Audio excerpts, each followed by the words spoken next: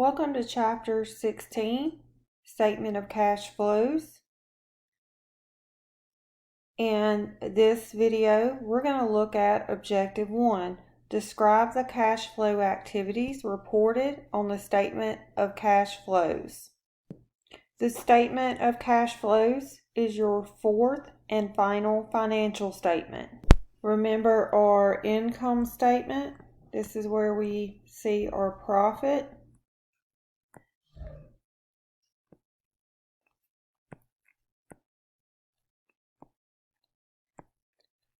And this is where our revenue minus our expenses are reported to get our net income.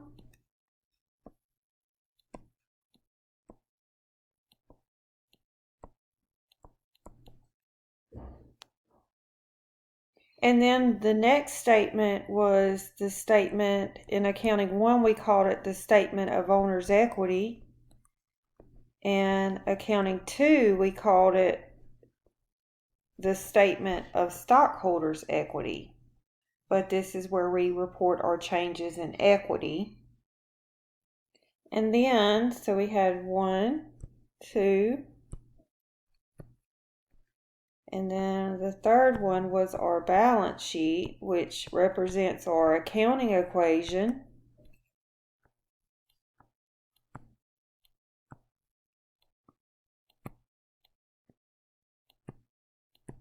Which is assets equal liability plus equity. And then that brings us to our current statement, which is the statement of cash flows.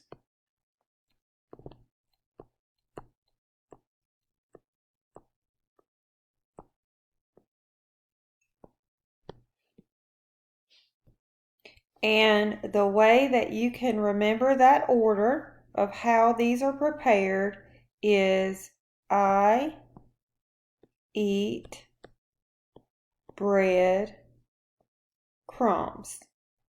Okay, so what are the cash flows? Well, cash flows tells just what happens to the business's cash. So it is going to describe all of the cash inflows, all of the times cash went up, and all of the outflows for a period. And the information that we see on the statement of cash flows is going to tell us all about the company's ability to do these things. So, how well can it generate cash from operations? How well is it able to maintain and expand its operating capacity?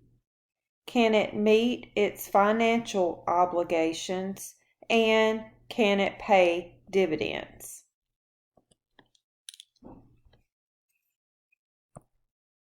It is used by managers in evaluating past operations and in planning future and investing and financing activities. In other words, can they buy new equipment? Do they need to finance it? Do they need to issue bonds or issue stock? It is also used by external users. These are people outside of the company, such as investors and creditors, to assess a company's profit and their ability to pay the dividends and debt. There are 3 sections in the statement of cash flows. The first section is called operating activities. The second one is called investing activities, and the third one is called financing activities. When we net all those inflows and outflows together, we find out how much cash has changed during the period. So if you started out with $10 in your wallet, and then you ended up with $5 in your wallet, you actually spent more than $5 for the month. It just all nets together. And that was your total change. The same thing is true for the statement of cash flows. We're going to net all our inflows together and all our outflows together, and it's going to net to your total change in cash. We're going to categorize those into operating. This just represents any activity that would be in the normal operations of the business. And then investing, which has to do with whether they bought or sold long-term assets, fixed assets like equipment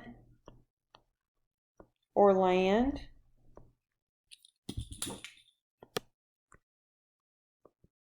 Having issues with my pen today.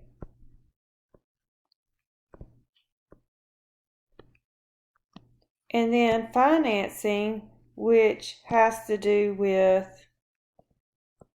long-term liabilities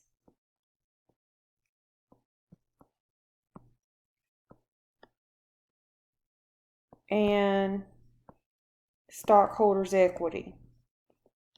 So your bonds, and your stock.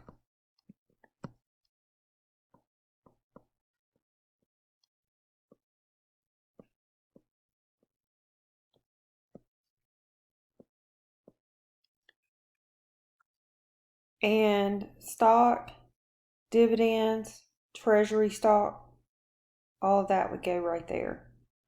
So this is how we're going to categorize all of our inflows and outflows. So an example of an operating activity would be the purchase and sale of merchandise by a retailer. This is a normal business operating activity.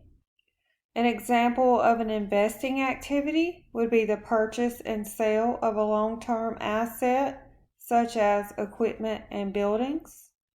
If you sell an asset, cash would go up from the proceeds of the sale. If you purchased a long-term asset, cash would go down if you purchased it with cash. An example of a financing activity would be issuing or retiring equity and debt securities. Equity would be stock, so if you issued stock, cash would go up. If you retired stock, this would be like treasury stock, cash would go down. If you issue debt securities, this would be like bonds, cash would go up. If you retire or you pay off the bonds, cash would go down. This is the general way that we report our cash flows. First, we have our cash flow from operating activities, then investing, and then financing. We net those together and we get our net increase or decrease in cash. And this amount tells us how much cash changed during the period. And then we will add that to cash at the beginning of the year. So this comes from beginning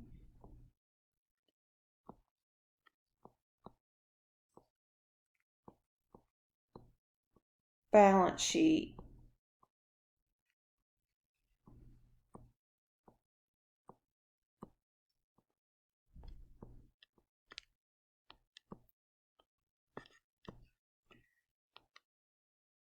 And when you add these two numbers together, it will give you this number.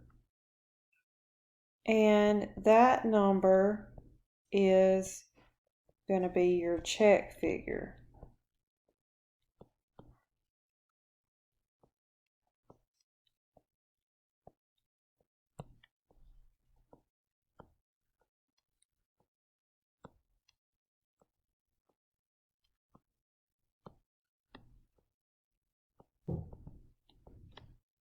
So this check figure, you want to make sure it equals the end of year cash balance on the balance sheet. So that way we can always tell if we're correct on our cash flow statement. because if we look at all our inflows and outflows and we add it to the cash we started with, if that number matches what's on the balance sheet at the end of the year for our cash, then we know we've accounted for everything. So inflows is every time we get cash. For operating, that would be anytime we sell products or provide services. Investing would be from the sale of property, plant, and equipment, or from the sale of investments, like if we had stock in another company and we sold it, that would go here.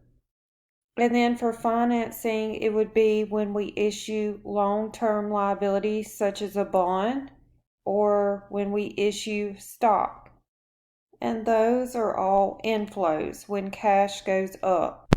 Outflows is when cash goes out. So for operating, it would just be like a business expense such as purchasing inventory, paying your employees, or paying taxes. Investing, it would be when we buy long-term assets such as property, plant, and equipment. And when we purchase investments, this would be stock in another company. Financing is when we pay our dividends, when we repurchase our stock, which is treasury stock, or when we repay our long-term liabilities, which is the same thing as redeeming bonds.